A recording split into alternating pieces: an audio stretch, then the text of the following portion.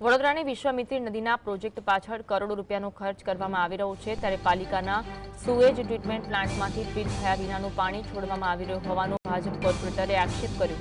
ભાજપના કાઉન્સિલર આશિષ જોશીએ Atladara sewage treatment પ્લાન્ટમાંથી રોજ અનટ્રીટેડ વોટર સીધું નદીમાં છોડાઈ રહ્યું હોવાનો આક્ષેપ કર્યો. તેમણે મહાપાલિકાના અધિકારીઓને આડે હાથ લેતા કહ્યું કે અધિકારીઓ નાણાંનો વેડફાટ કરી રહ્યા છે. આ તંત્રની લાપરવાહી છે. તાત્કાલિક ધોરણે આ પાણી બંધ કરવામાં આવે. આ ગટરના પાણી વિશ્વામિત્રી નદી અને તેના જળચર પ્રાણીઓ માટે ઘણા નુકસાનકારક છે.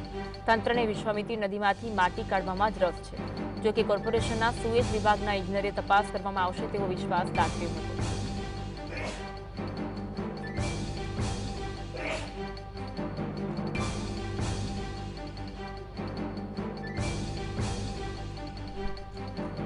અનટ્રીટેડ પાણીનો જો એવું કંઈક છોડી દેવાવાળું વાત હોય તો હાલમાં પણ અમને જેવા ન્યૂઝ મળ્યા છે એવા તાત્કાલિક હમણાં સેમ્પલ કલેક્ટ કર્યા છે. એ કંઈક રિઝલ્ટ હશે તો ધ્યાનમાં આવશે.